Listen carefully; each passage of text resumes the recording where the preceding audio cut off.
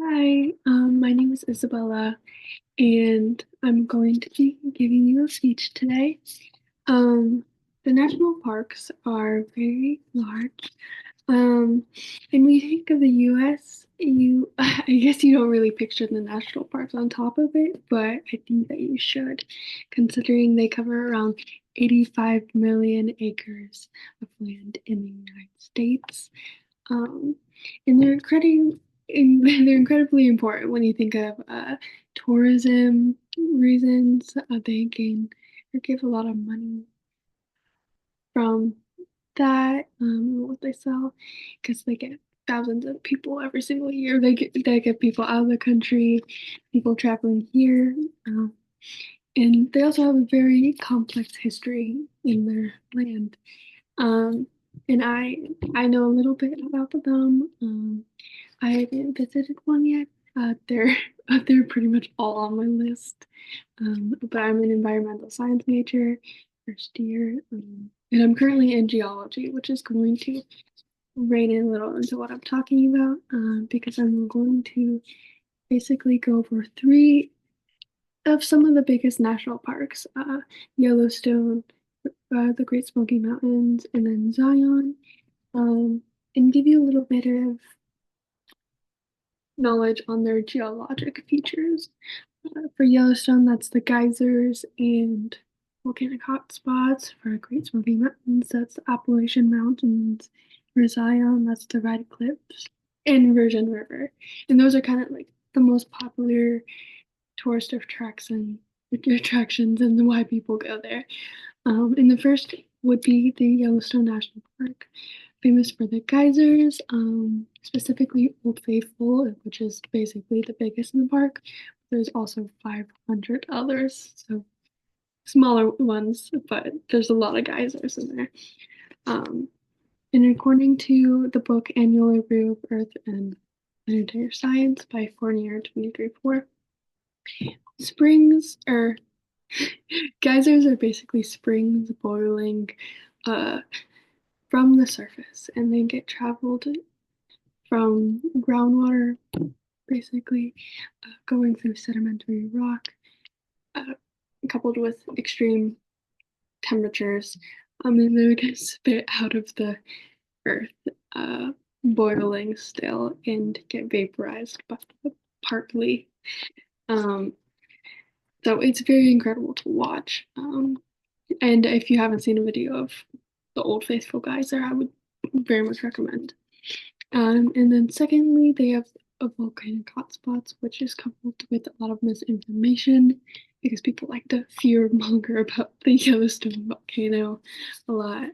And according to the Journal of Volcanology and Geothermal Research, Masson 2015, um, the years are basically far enough apart between events in the geologic history of Yellowstone, so you don't really have to worry about anything exploding.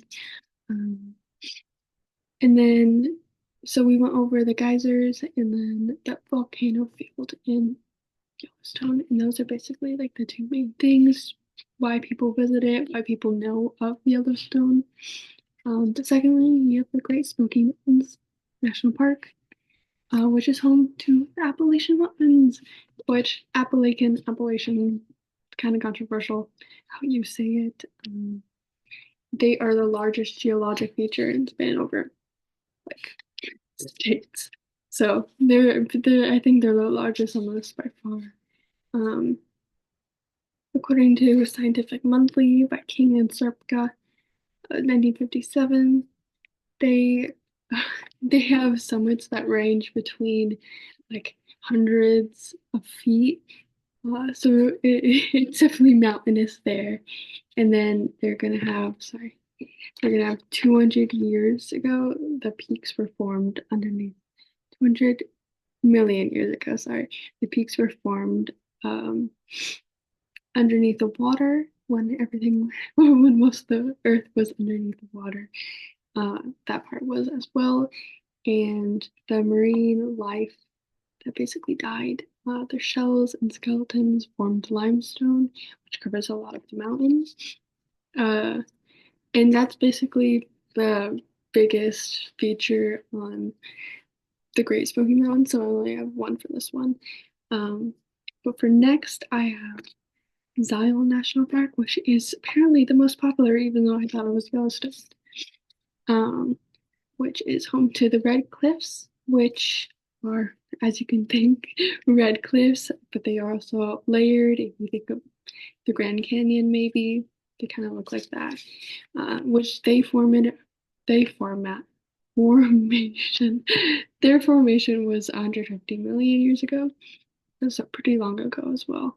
And they have a lot of sedimentary rock, which if you look at, according to the book Zion National Monument, Gregory Williams, 1947, that is made out of limestone, which is basically sedimentary rock pressed down over um, years, in this case, millions of years, which is going to form basically the beautiful site that Zion is. And then Zion is also home to the Virgin River, which is a very, very big river, um, which sits in Zion's Canyon. And then, according to the book Geology National Parks, Harris 2024, it just has really strong erosive power. So usually rivers that carve canyons do. This one does in particular. It has a 50 to 80 feet per graph slope. If that means anything to you. And then it is actually going to push, uh, sorry, 3 million tons of rock downstream yearly. And that is a lot if you think of sediment that might compress later throughout the years and form rock. Um, or traveling, if you think that, somehow pollution might get coupled in there. Maybe that's a problem for later. In conclusion, we talked a little about the three national parks that I chose: Yellowstone with the geysers and volcanic hotspots, Great Smoky Mountains with the Appalachian Mountains, and then Zion National Park for its red cliffs, and then the Virgin River. Geology is incredibly important because it can be dangerous, like the volcanoes, or it can have valuable resources like the limestone or the sandstone. Um, and just tourism reasons as well. That can get a lot of money for the country, and it's partially the reason why the US is still preserving so many of these national parks. Um, and geology is all around us. Better learning leads to better understanding of it. Um, it for me, that means walking outside, feeling the ground beneath my feet and looking around, and really just truly and deeply having a appreciation for the world around us. And I hope I have kind of passed that on to you as well. Um, that's the end of my presentation. And then here are my note cards. All right, thank you.